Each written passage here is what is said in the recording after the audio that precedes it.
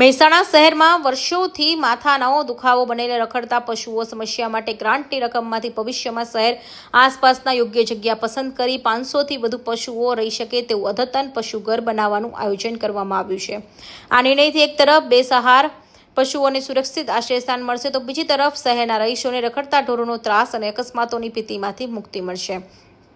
આ વિશાળ આશ્રય સ્થાનમાં એક સાથે 500 જેટલી ગાયો, અન્ય પશુઓ અને નંદીઓ આરામથી રહી શકે તેવી વ્યવસ્થા કરવામાં આવશે। સ્થાનિક ધારાસભ્ય મહેસાણા મનપાના પદાધિકારીઓ અને તંત્રના ઉચ્ચ અધિકારીઓ વચ્ચે યોજાયેલી ગહન ચર્ચા બાદ પશુઓ માટે માત્ર શેડ જ નહીં પરંતુ તમામ પ્રાથમિક અને આરોગ્ય વિષયક સુવિધાઓને સુનિશ્ચિત કરવાનું આયોજન કાઢવામાં આવ્યું છે।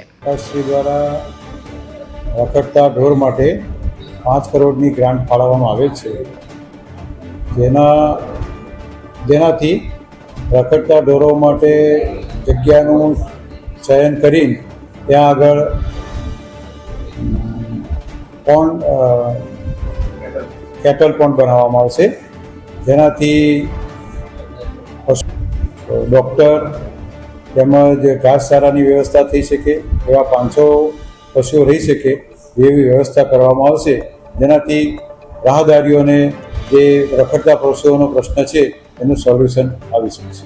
ઉલ્લેખનીય છે કે મહેસાણાના મુખ્ય માર્ગો, બજારો અને રહેણાંક વિસ્તારોમાં રખડતા પશુઓને કારણે વારંવાર અકસ્માતો સર્જાતા હતા, જેમાં કેટલાક વાહન ચાલકો અને રાહદારીઓ ગંભીર રીતે ઘવાયા હોવાનો દાખલા બન્યા છે।